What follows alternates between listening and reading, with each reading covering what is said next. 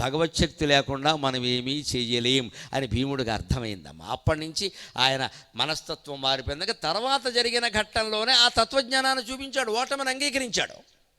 ఎక్కడ?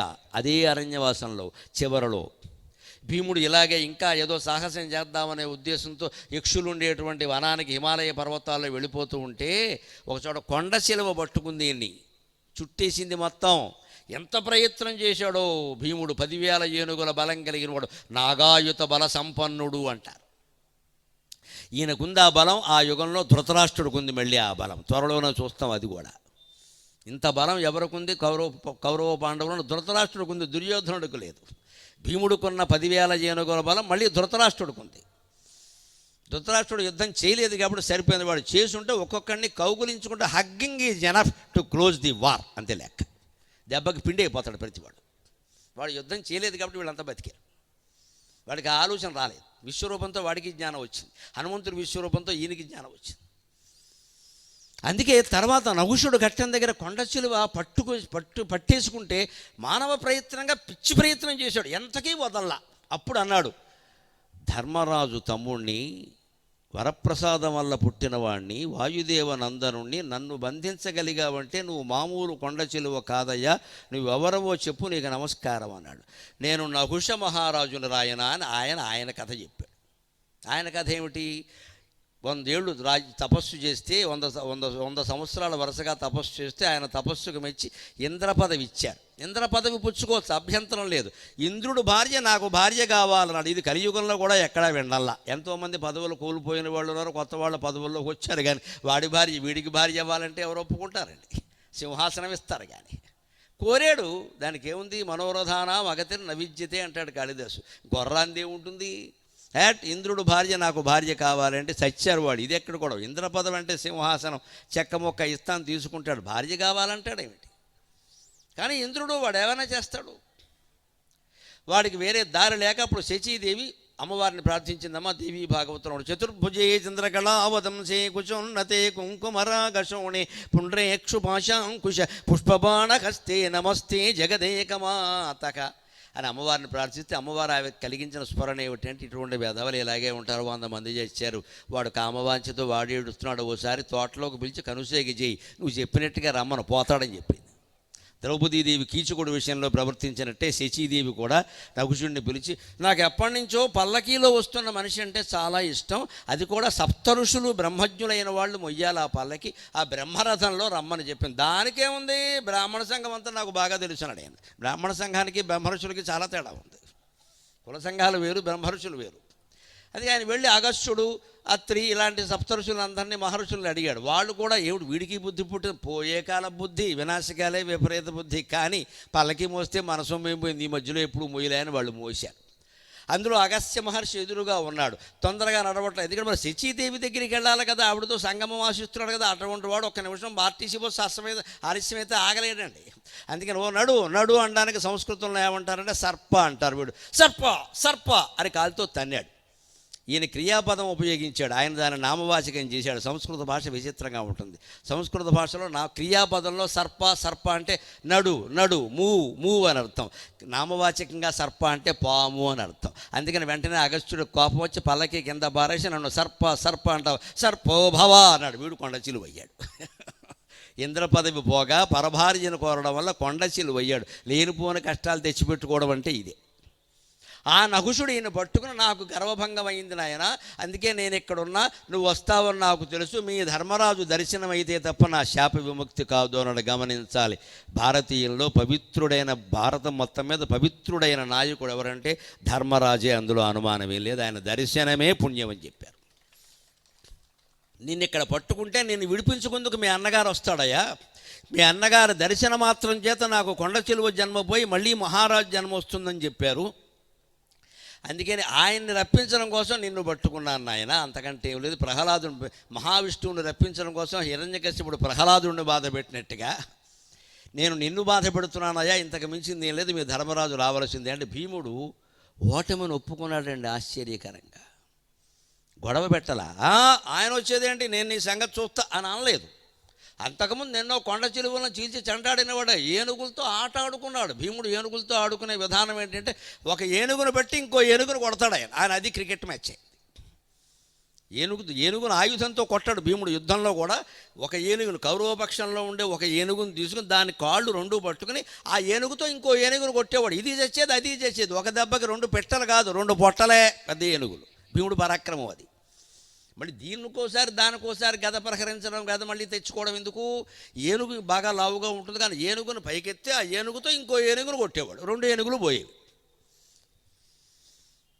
అలా ఉంటుంది లెక్క అంతే. దానికి ఇంకా వేదాంతంలో కూడా చెబుతారు ఓ మాట, కాస్త పెద్దవాళ్ళు ఉన్నారు కాబట్టి చెబుతా. జ్ఞానం అనేది ఎలా ఉంటుంది అంటే సత్వగుణం, రజోగుణం, ఈ తమోగుణం, గుణం, రజు, ఇవి ఎంతవరకు. సత్వగుణం కూడా ఉండొచ్చు, తమోగుణం వదిలించుకోవాలి, రజోగుణం వదిలించుకోవాలి. సత్వగుణంతో జ్ఞాన మార్గంలోకి వెళ్ళాలి. జ్ఞాన మార్గంలోకి వెళ్ళాక సత్వగుణం కూడా వదిలేయాలి. ఎలాగా అంటే యోగ వాసిష్టంలో కఠినమైన ఉదాహరణ చెబుతారు. శవాన్ని కాల్చేటప్పుడు గమనించండి, అది సరిగ్గా కారడం కోసం ఒక కట్టె పెట్టి మిగిలిన కట్టెలను ఎగదోస్తారు బాగా, సరిగ్గా అంటుకోవాలి కదా. అందుకని అక్కడ కట్టెలు కాలుతూ ఉంటే ఒక కట్టె విడిగా పెట్టుకుని దాంతో ఎగదోస్తారు. తోసి ఏం చేస్తారు, చివరి ఈ కట్టె కూడా అందులో బారేస్తారు. మళ్ళీ ఇది ఇంటికి పట్టుకెడతాడు ఏమిటి వీడు, వంట వండుకుందామని. శవాన్ని కాల్చిన కట్టె మిగిలిన కట్టెలు అంటుకోవడం కోసం ఎగదోసి పైకి, కిందికి వచ్చిన కట్టెలన్నీ పైకి దోసి కాలో చెయ్యో బయటకు వస్తే మళ్ళీ లోపలికేసి ఒక కర్రతో చేస్తారు అక్కడ ఉండేవాళ్ళు కాటికాపరులు. వాళ్ళు ఏం చేస్తారు, చివరిలో ఈ కట్టె కూడా అందులో బారేస్తారు. అలాగా మనం కూడా యోగ వాసిష్ఠులు చెబుతారు, సత్వగుణంతో మిగిలిన గుణాలను ఓడించాలి, చివరికి సత్వగుణాన్ని కూడా గుణాతీతంలో లీనం చేయాలి అని చెబుతాడు ఖచ్చితంగా. ఉదాహరణ కాస్త కఠినంగా అశుభంలా అనిపిస్తుంది కానీ పక్కాగా సరిపోతుంది అంతే ఏదైనా. అందుకని ఏనుగుతో ఏనుగును కొట్టేవాడు ఆయన. అటువంటి వాడి కొండ చిలువ లెక్క కాదని. కానీ ఆయన చెప్పగానే ఇదేదో శాప విముక్తి అంటున్నారు, మా అన్నగారు రావాల్సిందే, ఈ లోపు నేను చేయవలసింది ఏమిటి అని వెంటనే ఏమన్నాడంటే ఆయన, నాకేం బెంగ లేదయ్యా, నువ్వు చంపినా పర్వాలేదు, ఏం యుద్ధంలో ఓడిపోయాను తప్పితే నేనేమి బికారిగా చనిపోలేదు కదా, బిచ్చగాడిగా పోలేదు, రోగగ్రస్తుడుగా పోలేదు, నీతో పోరాడుతున్నాను. పోరాటంలో పోతే క్షత్రియుడికి అది ఉచిత మరణమే, అనుమానం వెళ్ళ. అందుకని ఇప్పుడు నేను చింతించడం లేదు, నేను ఇలాగే ఉంటాను, అభ్యంతరం లేదు. మా అన్నగారు వస్తారో నువ్వు వదిలేస్తావో ఏదో చేసుకో, నేను నిన్ను వదలమని కూడా అడగను. అంత స్థితప్రజ్ఞుడుగా ఉండి భీముడు ఏమన్నాడు అంటే, యదభావీచ భావీచ మనుష్య సుఖ దుఃఖయోగం, యదభావీచ భావీచ మనుష్య సుఖ దుఃఖయోగో, యదభావీచ భావీచ మనుష్య సుఖ దుఃఖయోగో, న తత్ర గ్లపయేన్మనః ఆగమే ఆగమే ఆగమే చ యది అపాయే చ ఆగమే యది వాపాయే ఆగమే యది వాపాయే న తత్ర గ్లపేన్మనః న తత్ర గ్లపయేన్మనః ఆగమే యది వా అపాయే న తత్ర గ్లపయేన్మనః. మనిషి స్థిరచిత్తంతో ఎలా ఉండాలో భీముడు మనకు ఒక ఋషిలాగా ఉపదేశిస్తున్నాడు. కష్టం వచ్చినప్పుడు ఎలా ఉండాలంటే జయించేందుకు ప్రయత్నం చేయాలి, మానవ ప్రయత్నం సాధ్యం కావట్లా. యదభావీచ భావీచ, ఆ విషయం నువ్వు ఊహించింది కావచ్చు, ఊహించకుండా వచ్చిన ప్రమాదం కావచ్చు. ఇది ఊహించలేదుగా. మనకి జీవితంలో కొన్ని ఊహిస్తాం, ఇక్కడ ఇటువంటి ప్రమాదాలు జరిగే అవకాశం ఉంది అని కూడా వెళతాం పనిగట్టుకుని, తెలిసి కూడా. అది ఊహించిన ప్రమాదం, దానికి తగిన జాగ్రత్తలు తీసుకుంటాం, లేకపోతే పడతాం. కొన్ని ఊహించవండి అనుకోకుండా జరుగుతాయి. ఊహించిన ప్రమాదం కావచ్చు, నువ్వు ఊహించకుండా వచ్చింది కావచ్చు. సుఖ దుఃఖాలు ఏది వచ్చినా సరే మనుష్యుడు ఎలా ఉండాలి అంటే ఆగమే యదివా అపాయే, సుఖం రావచ్చు దుఃఖం రావచ్చు, లేదా వచ్చిన సుఖం పోవచ్చు, వచ్చిన దుఃఖము పోవచ్చు, ఏదైనా వస్తుంది ఏదైనా పోతుంది. నతత్ర గ్లపయేన్ మనక, మనస్సులో దాని గురించిన ఆలోచన వద్దు, దాన్ని అందులో లీనం చేయొద్దు. నమశివాయ నమశివాయ అనుకుంటూ ఉండండి, సుఖం వచ్చినా సరే దుఃఖం వచ్చినా సరే. ఇది ఎప్పుడు అలవాటు అవుతుంది, దుఃఖం వచ్చినప్పుడు ప్రతివాడు దేవుడు తలుచుకుంటాడండి. సుఖం వచ్చినప్పుడే మర్చిపోయి ముందు మందు పార్టీ పెట్టేస్తాం ఇక్కడ, అదే పెద్ద జబ్బు అంటే. దారా వేసుకుందాం, అందరూ కలిసి వేసుకోవడమే, ఇక్కడ వేసుకోవడమే. నేను ఏదో అవధానం చేస్తుంటే అడిగారు, తాగిన వాడిని తాగుపోతూ అంటారు ఏమిటండి, తాగుతాడు అనొచ్చు కదా అంటే, ఆ బోత్ తెలుగు మాట కాదయ్యా, ఇంగ్లీషు మాట, ఇద్దరు కలిస్తే కానీ తాగడం కుదరదన్నాను నేను. తాగుబోత్ అన్నమాట ఇది. మీకు ఎలా తెలుసు అనకండి, పేపర్లో వస్తే చూశాను. పైగా ఈ పెద్ద మనుషులు 3-4 కూర్చుని సిట్టింగ్ వేస్తారండి. సాయంత్రం స్నానాలు చేసి తెల్ల లొంగి కట్టి మంచి జబ్బల బనీని ఒకటి వేసి అక్కడ ముందు బల్ల పెట్టి దాని మీద సత్యనారాయణ వ్రతానికి పరిచేంత పవిత్రమైన గుడ్డ పరిచి అప్పుడు ఫ్రెండ్స్ని పిలిచేస్తాడు, రండ్రా అబ్బాయి అని. ఇక అప్పుడు ఏపీ ఎన్నికల్లో ఎవడెక్కుతాడంట, వీడు మాత్రం 5,000 తీసుకుని ఓటేస్తాడు. ఇక్కడ ఎవడెక్కితే నీకెందుకు, ఎందుకంటే ఈ గ్లాసులో అయిపోయే వరకు అనవసరపు చర్చ. ఇదే మనిషి మాయలో పడిపోవడం అంటే, తెలుసు కర్తవ్యం కాదు ఇది. ఇలా మనకి అనేకం వస్తున్నాయి, మనకి అనవసరమైన విషయాలు ఆలోచిస్తాం. మనం ఓటేస్తే అయిపోయేదానికి రాజకీయాల చర్చ మనకెందుకండి?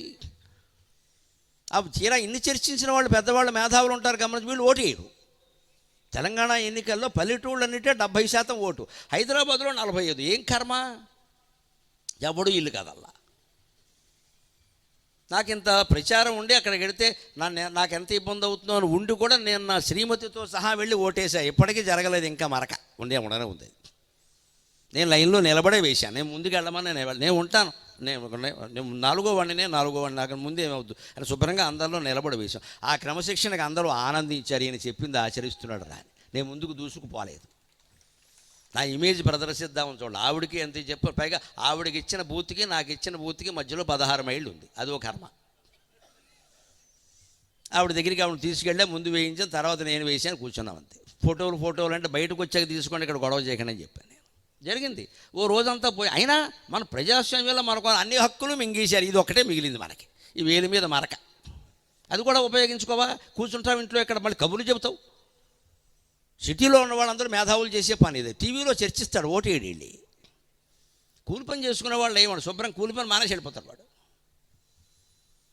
ఆ పట్టుదల మేధావులు, చదువుకున్న వాళ్ళు, సంస్కారవంతులు అందరిలో ఉంటే మంచి ప్రభుత్వాలు ఖచ్చితంగా ఏర్పడతాయి, ఖచ్చితంగా ఏర్పడతాయి. ఓటింగ్ శాతం పెరగడం లేదు అసలు.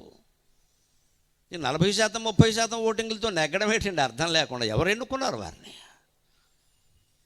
మన బాధ్యత. అక్కడ హనుమంతుడు గుర్తు రావాలి, భీముడు గుర్తు రావాలి. ఓడిపోతామా గెలుస్తామా, మనం వేసిన వాడు గెలిస్తే మనకు అనవసరం. చొక్క పెట్టవయ్యా అక్కడంటే ఇంత గొడవ చేస్తున్నాం ఇక్కడ. మన కర్తవ్యం మనం చేయాలంతే. అలాగే భీముడు అక్కడ ఏమన్నాడు అంటే, తెలిసినా తెలియకపోయినా, ఊహించకపోయినా మనిషికి సుఖదుఖాలు వస్తూనే ఉంటాయి. దాంట్లో మనస్సును ఎక్కువగా మునిగిపోయేలా చేయొద్దు. కర్తవ్యం ఏదో చేయండి అన్నాడు. కోపం ప్రదర్శించవలసిన చోటల్లా భయంకరంగానే ప్రదర్శించాడు. ఇంత శాంతంతో ఉన్నవాడు అలాగే ఉండిపోయాడు అనుకోకండి, పొరపాటు. కీచకుడు మళ్ళీ విరాట పర్వంలో ద్రౌపదిని ఈడ్చుకొచ్చి సభలో పారేస్తే, కనుగొని కోపవేగమున కన్నుల నిప్పులురాల, తిక్కనగారు రాసిన పద్యం ఇది. కనుగొని కోపవేగమున కన్నుల నిప్పులురాల, అంగముల్గనలగా సాంద్రఘర్మ సలిలంబులు గ్రమ్మ, నితంతదంత పీడనరట దాశ్యరంగ వికట భ్రుకుటీ చటుల ప్రవర్త నర్తన ఘటనా ప్రకార భయద స్ఫురణ పరిణద్ధమూర్తియై. కీచకుడు ద్రౌపదిని ఈడ్చుకొస్తుంటే, ఏం కర్మరా మాకిది, 12 ఏళ్ల క్రితం అది పడ్డాం, ఇప్పుడు ఇది పడుతున్నాం. భార్య కళ్ళ ముందు అవమానం జరుగుతుంటే మేము ఏం చేయలేకపోతున్నాం.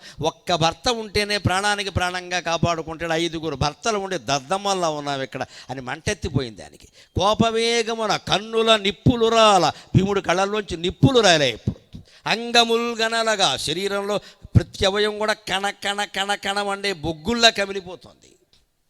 సాంద్రఘర్మ సలిలంబులు గ్రమ్మ, మనిషికి 3 సందర్భాల్లో చెమట పడుతుంది. ఒకటి కోపం వచ్చినప్పుడు, బాగా కోపం రావాలి, మామూలుగా కాదు. కోపం నటిస్తే పట్టదు, నిజంగా కోపం వస్తే పడుతుంది. ఒకటి బాగా కోపం వచ్చినప్పుడు చెమట పడుతుంది. 2 భయం వేసినప్పుడు కూడా చెమట పడుతుంది. కుక్క మన వెనకాల ఎందుకు పడుతుందో తెలుసా? మనకి భయం వేసింది, చెమట పట్టింది, ఆ చెమట వాసన దానికి తెలిసింది. లేకపోతే అదేమన్నా పెద్ద సైంటిస్టా? మనం భయపడినప్పుడు ఒక వాసన వస్తుంది, కోప్పడితే ఒక వాసన వస్తుంది, శృంగారపరమైన కోరిక విపరీతంగా కలిగితే ఒక వాసన వస్తుంది. ఏ వాసన ఎవరికి తెలవాలో వాళ్ళకి తెలుస్తుంది, అంతే లెక్క. మిగిలిన వాళ్ళకి తెలియదు. కామవాంఛ సందర్భంలో ఒకటి, శృంగార సందర్భంలో ఒకటి, ఈ కోపం వచ్చినప్పుడు ఒకటి, భయం వేసినప్పుడు ఒకటి, 3 సందర్భాల్లో మనకి చెమట పడుతుంది. భీముడు కోపం వచ్చింది, అందుకే సాంద్రఘర్మ సలిలంబులు గ్రమ్మ, దట్టంగా నీటి బిందువులు మంచుగడ్డల్లా అయిపోయాడు. అలాగే అంత చెమట పట్టింది. నితంతదంత పీడనరట దాశ్యరంగ వికట భ్రుకుటీ చటుల ప్రవృత్త నర్తన ఘటనా ప్రకార భయద స్ఫురణ పరిణద్ధమూర్తి. పాండవరవాసంలో ఎన్టీ రామారావు గారు ఈ నటన అద్భుతంగా చేశాడు. మహానుభావుడికి నమస్కారం. ఏ లోకంలో ఉన్నా చల్లగా ఉండాలి. ఆ కోపం వచ్చిందంటే భీముడు నిజంగా దారుణ రాజ్య సంపద పద్యాలు పాడుతుంటే మాధవ పెద్దివారు పాడాలి, ఈయన నటించాలి, అలాగే పాడాడు అంతే. ఇక్కడ రంగారావుకు పాడితే ఆయన, ఈయనకి పాడితే ఘంటసాల. అలా పాటకు తగినట్టుగా నటన చేశారు మహానటులు వాళ్ళు. అలాగా నితాంత దంత పీడన పళ్ళు పటపట కొరుకుతూ ఉంటే అక్కడ కూచిపూడి, భరతనాట్యం, కథకళి, ఒడిస్సీ అన్ని డ్యాన్సులు కలిపినట్టే ఉన్నాయట. శత్రువుకి పీడకలు వస్తున్నాయి. ఆ కీచకుడిని తర్వాత మర్నాడు ఏం చేశాడో తెలుసు. ఇంత కోపం వచ్చిన వాడు కీచకుడిని చంపడం కోసం చెట్టు పెకలించగానే ధర్మరాజు వద్దు అని చెప్పగానే సూక్ష్మ దృష్టి కలిగిన భీముడు వెంటనే మానేశాడు. అది కూడా గమనించాలి మనం. పైగా ధర్మరాజు అంత ఆవేశంలో కూడా వలలుండెక్కడ చూచే భీముడికి పెట్టిన మారు పేరుతో మాట్లాడాడు తప్పితే భీముడు ఎక్కడ చూసి అనలేదు. భీమా ఇండోర్ అంటారు, గేమ్ అయిపోయింది, మళ్ళీ 12+1 యథవ పథకం మొదలవుతుంది ఇక్కడ. ధర్మరాజు చాలా స్థితప్రజ్ఞుడు నిలబెట్టుకుని వలలుండెక్కడ చూచే ఒండెడన అశివ్యక్ష్మాజముల్ పుట్టవే ఫలితంబై వరశాఖలొప్పగ అనల్ప ప్రీతి సంధించుచున్ విలసఛాయను ఉపాశ్రిత ప్రతతికిన్ విశ్రాంతిగా వింపగాగలయీ భూజము ఎండు కట్టి ఎలకై ఖండింపగా బాడియే అని నర్మగర్భంగా చెప్పాడు. సమస్యను పరిష్కరించుకునే విధానం ఇది, సంభాషణ నైపుణ్యం, కమ్యూనికేషన్ స్కిల్. ఇంత సమస్య ద్రౌపది అక్కడుంది, అవమానపడుతోంది. భీముడు చెట్టు పెకలించాడు. నిండు సభ. విరాటరాజు ఉన్నాడు, కీచకుడు ఉన్నాడు, ధర్మరాజు ఉన్నాడు. ధర్మరాజు ఏం చెప్పాడు? ఏమిటయ్యా వంట మనిషిలా ఉండాలి, వలలా ఎక్కడ చూసావు? ఆ చెట్టు ఎందుకు పెకలిస్తున్నావు? వంటకట్టెలకు ఏమైనా తక్కువైతే వీటిని చెట్టు నరికి వంటకట్టెల కింద వాడుదామని చూస్తున్నావా? లేదయ్యా, ఆ చెట్టు ఫలించడానికి సిద్ధంగా ఉంది, పెద్ద పెద్ద కొమ్మలతో ఉంది, పెద్ద నీడని ఇస్తోంది, పళ్ళని ఇస్తోంది, దాన్ని ఆశ్రయించుకుని ఎంతోమంది ఉంటారు, అటువంటి చెట్లు పడగొడతారా ఎవరైనా? పర్యావరణ స్పృహ ఉన్నవాడు మాట్లాడినట్టు మాట్లాడాడు. దీంట్లో అర్థం ఏమిటంటే, నువ్వు ఇప్పుడు కీచకుడిని చంపితే వాడు రాజుగారు బావమరిదయ్యా, రాజుగారు ఊరుకుంటాడా? అసలు ఇంత బలం ఎవరికి ఉందని ఆలోచిస్తాడు, నీకే ఉందని అర్థం అవుతుంది. నువ్వు భీముడు అంటాడు, అయిపోయింది. పైగా వాడు సైన్యంతో వాడొస్తాడు, వీడి సైన్యంతో వీడు వస్తాడు, నానా గొడవ జరుగుతుంది. ఈ సభలో దుర్యోధనుడు గూఢచారులు ఉండకూడదని ఏమైనా ఉందా? అదిగో భీముడు అంటారు, అయిపోయింది. ఎందుకు బయటపడాలి? 3 నెలల్లో అయిపోతుంది. కీచక వధ తర్వాత తిక్కన గారి భారతం ప్రకారం చెప్పాలంటే 15 రోజుల్లో పర్వం ముగిసింది. 15-20 రోజుల్లో. ఒక 15-20 రోజుల్లో ముగిసిపోతుంటే మనం ఎందుకు ఇంత యుద్ధం తెచ్చిపెట్టుకోవాలి అనడానికి ప్రత్యక్ష సాక్ష్యం ఏంటంటే, ఈ కీచక వధ జరిగిన తర్వాత ద్రౌపదీదేవికి భయపడింది. ఎవరు? సుదేష్ణ. అయ్యి బాబోయ్, ఇదేదో దెయ్యం, దీనికి గంధర్వులు ఉన్నట్టు భర్తలు, వాళ్ళు నా తమ్ముడిని చంపేశారు, 100 మంది కీచకుల్ని చంపేశారు, ఇది ఏదో పిశాచంలా ఉంది, ఇది నా ఇంట్లో ఉంటే ప్రమాదమని ద్రౌపదిని పిలిచి వెళ్ళిపో, నీ దాస్యత్వం నువ్వు వద్దు, ఎదురు జీతం ఇస్తా, 6 నెలల జీతం ఇస్తా, వెళ్ళిపోంది. అప్పుడు ద్రౌపదీదేవి ఏమందంటే, సరేనమ్మా, ఇప్పుడు నేను ఏం చెప్పినా మీ నమ్మరు, మీ తమ్ముడు తప్పులు మీకు కనపడ్డల్లా మా తప్పులే కనపడుతున్నాయి, కానీ ఓ పని చేయండి, ఆశ్రయం ఇచ్చారు, చెడగొట్టకండి, నన్ను వెళ్ళిపోమని అనకండి, 15 రోజులు ఆగండి, వెళ్ళిపోతానని చెప్పింది ఆవిడ. అంటే అజ్ఞాతవాసం ముగియడానికి 15 రోజులు ఉందన్నమాట. ఆ లెక్క పెట్టుకుని చెప్పి వాడు రోజు క్యాలెండర్ చూసుకుంటూనే ఉన్నారు వాడు.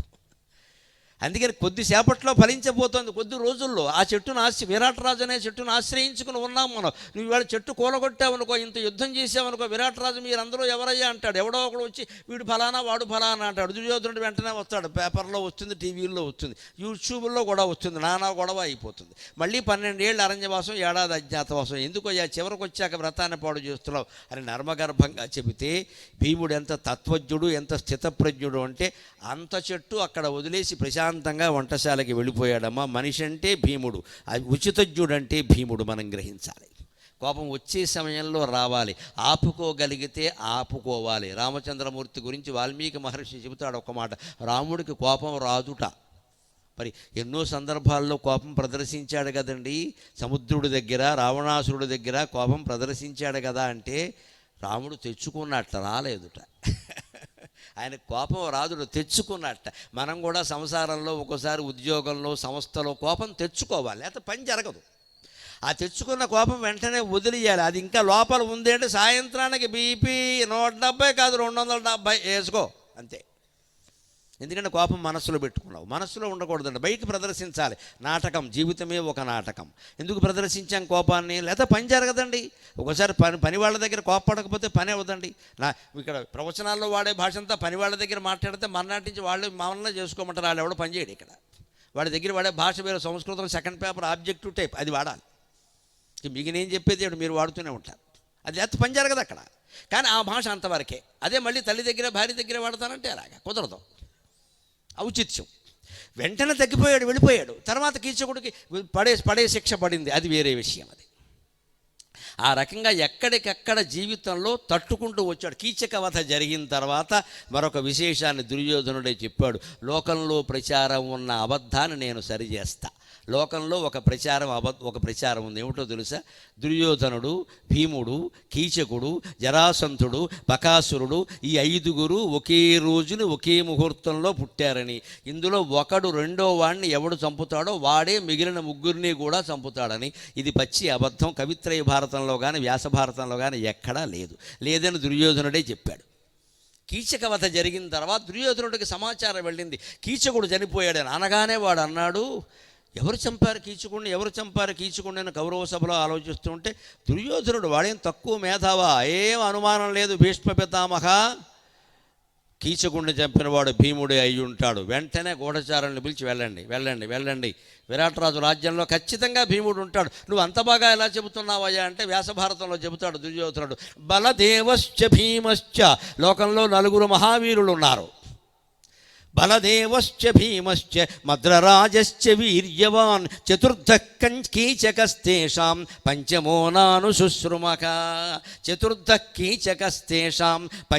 నాను శుశ్రుమఖ. నలుగురు మహానుభావులు ద్వాపరయుగంలో సమాన బలం కలిగిన వాళ్ళు ఉన్నారట, సమానమైన బలపరాక్రమాలు. ఎవరు? బలదేవశ్చ బలరాముడు, భీమశ్చ దుర్యోధనుడు చెప్పాడు భీముడు, మద్రరాజశ్చ వీర్యవాన్ మద్రదేశాధిపతి మాద్రికి అన్నగారు శల్యుడు, 4వ వాడు కీచకుడు. చతుర్థ కీచకస్తేషాం, బలదేవుడు, భీముడు, శల్యుడు, కీచకుడు ఈ 4 సమాన బల పరాక్రమాలు కలిగిన వారు. వాళ్ళలో ఒకరెవరన్నా రెండో వాళ్ళని చంపాలి తప్ప బయట వాళ్ళెవరూ వీళ్ళని చంపలేరు, లేదా వాళ్ళు సహజంగానే పోవాలి. అందుకని బలదేవుడు బతికే ఉన్నాడు, మద్రరాజు శల్యుడు బతికే ఉన్నాడు, పాండవుల మేనమామ. మిగిలిన 2 భీముడు, కీచకుడు. చనిపోయినవాడు భీముడు అంటే చనిపోయినవాడు కీచకుడు అంటే చంపినవాడు భీముడు అని దుర్యోధనుడు తన సూక్ష్మ దర్శనంతో వెంటనే చెప్పేసాడు. వాడిని నేను తక్కువ అంచనా వేయద్దు. పైగా అందులో దుర్యోధనుడు లేడు, తాను భీముడంత సమానమైన బలపరాక్రమాలు కలిగిన వాడిని కాదని దుర్యోధనుడే అంగీకరించాడు. మనం వాడిని హీరోగా పెట్టి సినిమాలు తీస్తే అలాగా? వాడే అంగీకరించాడు, నేను భీముడితో సమానం కాదు. భీముడితో సమానమైన వాళ్ళు 3 ఉన్నారు, కీచకుడు, బలరాముడు, ఆ కాలంలో ఉన్నవాడు శల్యుడు.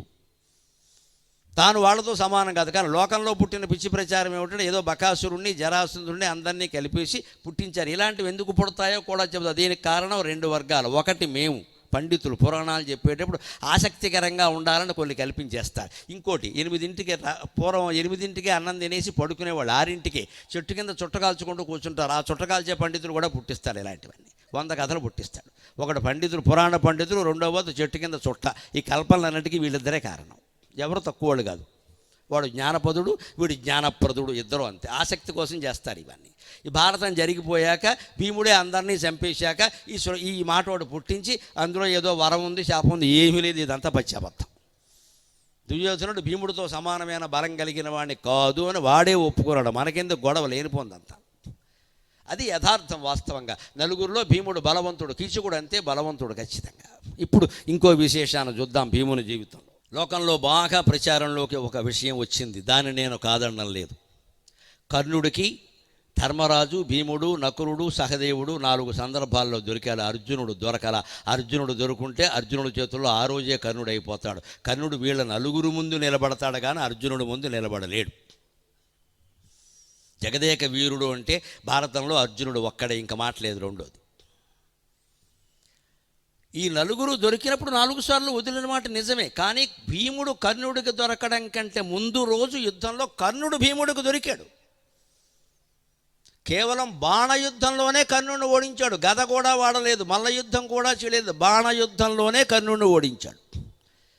రథం మీద మూర్ఛపోయాడు కర్ణుడు. వెంటనే కత్తి తీసుకుని రథం మీదకి దూకాడు, 4 కోసేద్దామని. దానికి ప్రమాణమైన పద్యం తిక్కనగారి భారతంలో ఉంది. అలుకన్ కెంపుగనుంగవన్గదురగా అప్పాండవుండేశినన్ కులుశంభోయన ప్రజ్వరిల్లి నిగిడెన్ ఘోరంపు భల్లంబు ఉరస్థలి భేదిల్లగా తేరి మీద పడి మూర్ఛన్ పొంది కర్ణుండు ఉరస్థలి భేదిల్లగా తేరి మీద పడి మూర్ఛన్ పొంది కర్ణుండు నిశ్చలతం సచ్చిన ఎట్టులుండే నిశ్చలతం సచ్చిన ఎట్టులుండే వెసతత్ సైన్యంబుతూలెన్గడున్. ఇది స్పష్టమైనటువంటి నిదర్శన. మూల గ్రంథాలు చదవకుండా మాట్లాడడం. కర్ణుడు ఏమంత మహావీరుడు కాదు, భీముడి చేతుల్లో కూడా ఓడిపోయాడు. దానికి ఇది ఉదాహరణ. అలుకన్ కెంపు కనుంగవన్గదురగా, కర్ణుడు వేసిన బాణాలు భీముడిని బాధిస్తూ ఉంటే కళ్ళల్లో కెంపులు ప్రకాశించే, కళ్ళల్లో ఎర్రటి జీరలు వచ్చే. అప్పాండవుండేసిన ఒక మహాస్త్రాన్ని కర్ణుడి మీద భీముడు ప్రయోగించాడు దూరం నుంచి. కులిశంబోయన ప్రజ్వరిల్లే నిగిడెన్ ఘోరంపు భల్లంబు. భల్లం అంటే బాణం. ఘోరమైనటువంటి ఆ బాణం వజ్రాయుధంలాగా కర్ణుడిని తాకింది. ఉరస్థలి భేదిల్లగా, గుండె చీలిపోయినట్టు, ఒకసారి ఛాతీ చీలిపోయినట్టుగా అయింది. దాంతో తేరి మీద పడి మూర్ఛన్ పొంది కర్ణుండు, రథం మూర్ఛపోయి రథం మీదే పడిపోయాడు. అది కర్ణుడి పరిస్థితి భీముడి చేతుల్లో ఓడిపోయాక. ఈ విషయం దురదృష్టవశాత్తు ప్రచారం కాల. ఏదో కర్ణుడే మహావీరుడు, భీముడు అంతకంటే తక్కువ అన్నట్టు ప్రచారాలు చేశారు. అది పొరపాటు. ఎవడి సామర్థ్యాలు వాడుకున్నాయి. కర్ణుడు మూర్ఛపోయాడు భీముడి చేతుల్లో. అప్పుడు కోపం వచ్చింది. వెంటనే ఏం గుర్తొచ్చింది? ద్రౌపదిని ఏమన్నావురా, 5 భర్తలు ఓడిపోయారు, 6వ వాడిని పెళ్లి చేసుకోమంటావా? అప్పుడు ప్రతిజ్ఞ చేశాను కదా, నీ 4 కోసేస్తానని అన్నానికి ఇప్పుడు కోసేస్తా అని ఈ రథం మించి ఆ రథం మీదకి దూకి కత్తి తీసుకు బయలుదేరాడు. వెంటనే కోసేద్దామని. పైగా కర్ణుడు చచ్చినట్టు పడి ఉండే అన్నారు తిక్కన గారు. ముచ్చిపోయాడు, చనిపోలేదు, చచ్చిన ఎట్టులు ఉండే. అప్పుడు జరిగే శల్యుడు అడ్డుకున్నాడు. అర్జున, భీమా, నేను నీ మేనమావని, శత్రుపక్షంలో ఉంటే ఉండుగాక. 2 లౌక్యమైన పద్ధతులు చెబుతున్నా. ఒకటి, కర్ణుడిని చంపుతానని అర్జునుడు ప్రతిజ్ఞ చేశాడు. ఆ ప్రతిజ్ఞ నిలబడాలి కదా. నువ్వు తొడలు పగలగొట్టి చంపుతానన్న దుర్యోధనుడిని నీకంటే ముందే సహదేవుడు చంపేశాడు అనుకో, నువ్వు ఎంత బాధపడతావు? తమ్ముడు, ఒక్క ఛాన్స్ నాకు ఇవ్వాల్సిందిరా అంటావు కదా నువ్వు. మరి ప్రతిజ్ఞ, మరి మీ తమ్ముడు ప్రతిజ్ఞ చేశాడు కదా అర్జునుడు. అందుకని దొరికినా సరే కర్ణుడిని వదిలే అని చెప్పాడండి. ఆ రకంగా కర్ణుడు ప్రాణాలు కాపాడాడు శల్యుడు. ఇంకోటి కూడా చెప్పాడు. అదేమిటి, నేను 4 కోస్తా అంటే, అయ్యా నీకు వైద్యశాస్త్రం తెలియదు నాయన, మూర్ఛపోయిన వాడికి ఎక్కడైనా గాయమైందంటే ప్రాణం పోతుంది వెంటనే. అందుకే మూర్చిపోయిన వాళ్ళ విషయంలో జాగ్రత్తగా ఉండాలి. ముందు వాళ్ళని సేఫ్టీ ప్లేస్, సురక్షిత ప్రదేశానికి తీసుకెళ్ళాలి. లేకపోతే కుక్కలు కరిచే అవకాశం ఉంది, ఎవరైనా గాయపరిచే అవకాశం ఉంది. ఒంటి నుంచి రక్తం స్రవించింది అంటే మూర్చిపోయిన ప్రాణి అరగంటలో ప్రాణం పోగొట్టుకుంటాడు. రక్తం స్రవించకూడదు, ఏ గాయము కాకూడదు, చీమ కూడా కుట్టకూడదు. వెంటనే తాళాలో ఏవో పెట్టి లేపేస్తారు మొత్తం మీద. అప్పుడు 4 కోస్తే రక్తస్రావం అవుతుందయా, కర్ణుడు చచ్చిపోతాడు రథంలో. కర్ణుడు గురించి నేనేం బాధపడ్డాలా, మీ తమ్ముడు ప్రతిజ్ఞ నెరవేరదు కదా అని కెద్దులో తప్పిపోయేవారు సన్నాసి అని వదిలేశాడు. ఆ వదిలేయడం యుద్ధ వ్యూహాల ప్రకారం తప్పయింది. మన్నాడు కర్ణుడికి భీముడు దొరికాడు. ఇది ఆశ్చర్యం. యుద్ధాలంటే అలాగే ఉంటాయి. అవకాశాలు ఎప్పుడూ బంతుల్లాంటివి. యువతరం కోసం చెబుతున్నా, అవకాశాలు ఎప్పుడూ బంతుల్లాంటివి. నేర్పుగా ఎప్పుడు అవకాశం వస్తే అప్పుడు ఆ బంతిని క్యాచ్ అని అందుకోవాలి, నేర్పుగా తిప్పి కొట్టాలి. అప్పుడే ఉద్యోగం వస్తుంది ఖచ్చితంగా. ఆ ప్రకటించినప్పుడు మనం మానేసి ఇంతకంటే పెద్ద ఉద్యోగం, ఈ డిపార్ట్మెంట్ నాకు ఇష్టం లేదు, ఏదో మాటలన్నీ మాట్లాడాక 35 ఏళ్ళు దాటాక ఉద్యోగం ఎందుకు వస్తుంది? రావు, అవకాశాలు పోతాయి. అవకాశాలు ఎప్పుడో వస్తాయి, మనం అందిపుచ్చుకోవాలి. అవి క్రికెట్ మ్యాచ్లో బంతులు లాంటివి. అందిపుచ్చుకుని ఆ బంతులు నేర్పుగా తిప్పి కొడితే అది అవుతుంది. అది పరుగులు తీయడానికి అవకాశం ఉంటుంది. అలా అవకాశాన్ని అందుకోవాలి. తనకు దొరికిన అవకాశాన్ని భీముడు వదులుకోవలసి వచ్చింది. మన్నాడు కర్ణుడు ఆ అవకాశాన్ని వినియోగించుకుని భీముడిని అవమానించాడు. అది వేరే